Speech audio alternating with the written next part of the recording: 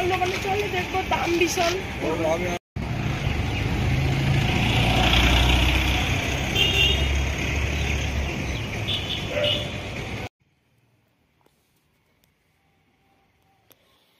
যানবাহন থেকে অবৈধভাবে টাকা তোলার অভিযোগ বা দুর্ব্যবহারের অভিযোগ আকছাড় শোনা যায় ট্রাফিক হোমগার্ড বা ট্রাফিক গার্ডদের প্রতি।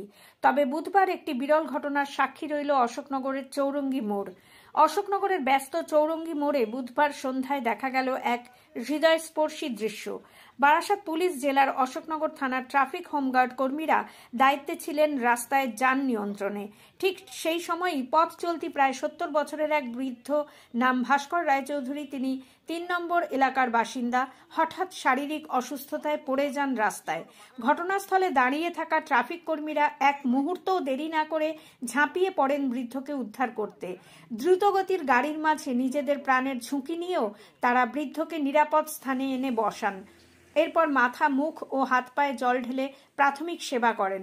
স্থানীয় মানুষজন এগিয়ে আসেন সাহায্যের হাত বাড়িয়ে। কিছুক্ষণের মধ্যেই বৃদ্ধ কিছুটা সুস্থতা ফিরে পান। এরপর ট্রাফিক কর্মীরা নিজেরাই টোটো করে অসুস্থ বৃদ্ধকে তাঁর বাড়ি পৌঁছে দেন।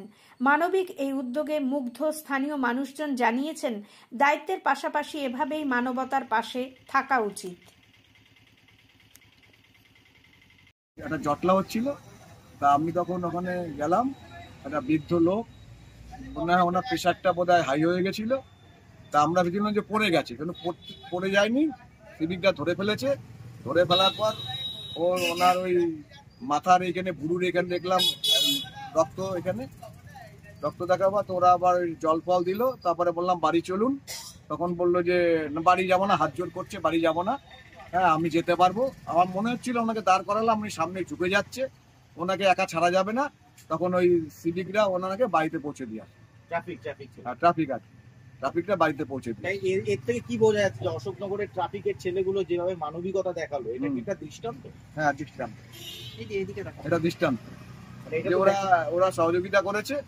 একজন না, 3 জন সিভিক ছিল, একজন ভদ্রমহিলা ছিল, ট্রাফিক মানে মেয়ে আর কি, আর 2 জন ছেলে ছিল। ওরা জল ফল দিল। জল ফল দেওয়ার পর ওনাকে বললাম যে বাড়িতে দিয়ে আসি আমরা। তা বাড়ির খোঁজ পেয়েছি। তা উনি বাড়ি যেতে চাইছে না, ও একাই যাবে। তারপরে আমরা দেখলাম যে রিস্ক আছে, সেই জন্য ওই সিভিকরা ওনাকে বাড়ি পৌঁছে দিয়েছে।